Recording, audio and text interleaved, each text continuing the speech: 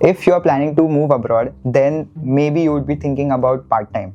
And the most asked question is how to manage part-time, and will it be possible to manage all the expenses, all the monthly expenses through part-time? So in today's video, I'll be covering what was my earning working in a part-time store and my expenses, and stay till the end because in the end I'll be sharing my expense tracker which I use to track all the expenses and finances to properly manage everything. So let's start the video with some context. First, I was working in a store called Aldi, which is like a grocery store which we have in India. It's kind of like DMart. So I was working there. The base pay was 1130 back then, but now currently the base pay has changed to 1270 euros, and next year, which is January 2025, it is supposed to be 13.50 euros.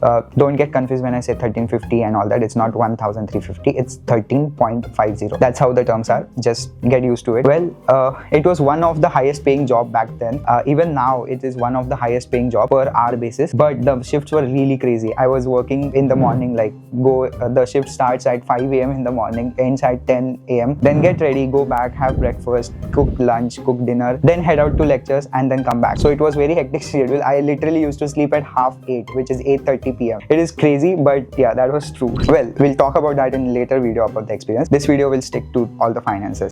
So as I said, the base pay was 1130. You can do the math yourself. 1130 into 20 hours because you're legally allowed to work 20 hours a week, and into 4 because a month has 4 weeks. This could be an variable earning because in a month it is possible that you might have 5 weeks, you might have 4.5 weeks, something around that, and maybe in a week you didn't get 20 hours whole schedule, you might get 17 hours or 15 hours, or in some of the other weeks you get 21 hours or 22 hours. 1 or 2 hours is fine, it's not a big deal, but just make sure you are always around that 20 hours mark. It's a sweet spot, so be there. So I was earning somewhere around 900 to 1000 euros, 890 to 1000 euros to be very precise. I'll share the bank statement here because I just want to give a social proof. I'm not just, telling it, it's actually true. So this is my bank statement. Now let's understand what were the expenses I was paying and what you can expect. So major chunk of your earnings will go into rent, and the rent is crazy because there's a housing crisis ongoing currently and the prices are really crazy. But I was touchwood lucky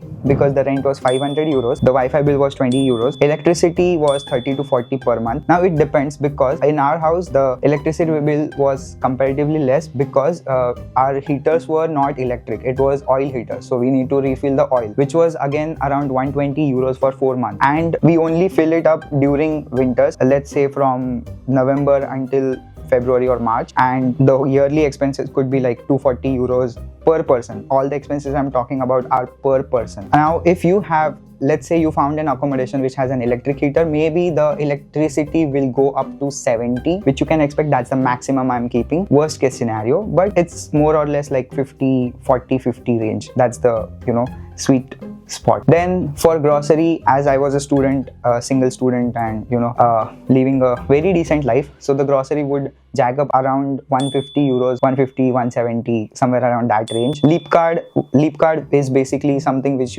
so if you're taking a bus, then you have a card which is a student card and you get a student discount on that.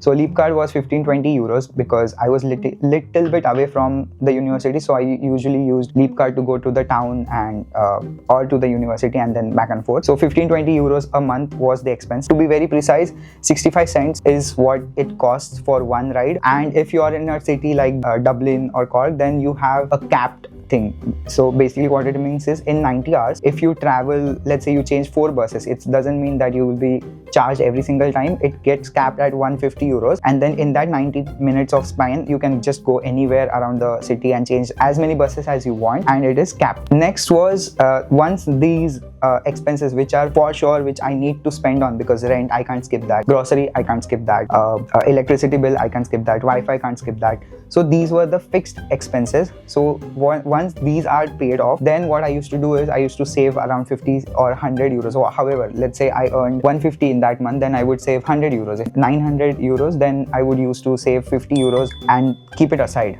And then whatever was left, that was for me, that was fun money that I used to spend on shopping, spend on miscellaneous, clothes, food, eat out. I remember, this is crazy, like I'll just share this one quickly. When I started working part-time, I got the first salary on 28th November, and me and my friend went to KFC as a treat because I had earned it, right? And you should always remember, don't get too pressurized about, like saving and everything. Just keep a little bit for yourself. Treat yourself because you have earned it. That's the expenses which I was paying. Let's move on to how to manage the finances. The best trick what I used was, thanks to Ankur Warik, who you might know him, I used 2 bank accounts. One was savings account, one was salary account. There are 2 banks, AIB and BOI. So I have accounts in both of the bank. I also have a Revolut account, but that is completely optional. If you want to open Revolut account, you can, and you can get a referral, a cheeky. You get 50 euros cheeky discount if you sign up through the referrals. The link is in the description, and there are few conditions which you need to meet. But if you want to check it out, the link is in the description. Anyways, coming back to the topic.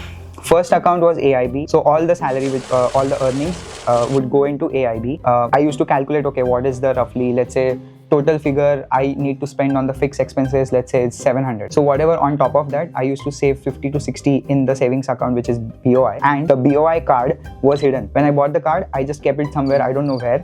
I didn't keep the Bank of Ireland account in my phone so that I can't easily access the money. If I want that money, then I need to take the card out, go to the bank and take out the cash. That's the best way, because I was then restricting myself to accessing that money, because that's a saving account. And then whatever was left in the AIB account, I used to spend on shopping, grocery and all the fixed expenses. So this is the best trick I would say which you can follow. Now there is one more layer on that. What I do right now is the salary comes into AIB, all the fixed expenses are there in AIB, all the savings goes into BOI, and all the fun money goes into Revolut. And then I only have Revolut card in my wallet, so I just tap and pay, and that's it. I have AIB card in my wallet just in emergency cases, but I never use BOI. You would never find BOI card. Even I don't know where it is right at this moment. Even I don't know where the card is. So if I need to take out the money, I need to go to the bank and do all the process, which is really cool. I mean, that's my perspective. Everyone has their own take on it, so manage your finances accordingly. I'm just giving you a guide which I follow. Next, finally,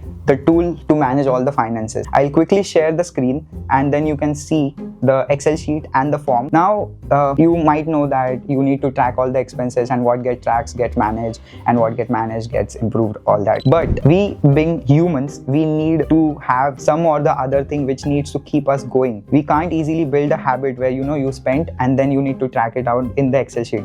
It was a lot of friction for me to spend, go back to the Excel sheet and then type the expenses. So what I did was I created a Google form, and it's free of cost, right? So I created a Google form, had a WhatsApp group. I have a WhatsApp group just with me. It's in the archives. I had the link there pinned.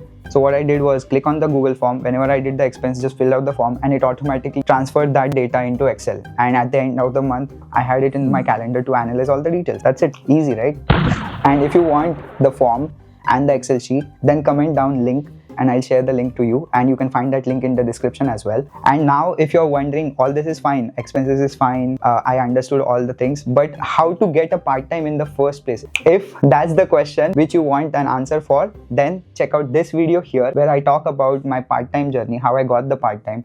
Even I talk about how I got the full-time, what are the things which you need to focus on while getting a part-time, while getting a full-time. And there are 2 resume templates as well for part-time as well as for full-time. Go check out that video and see you there. Thanks for watching. Bye.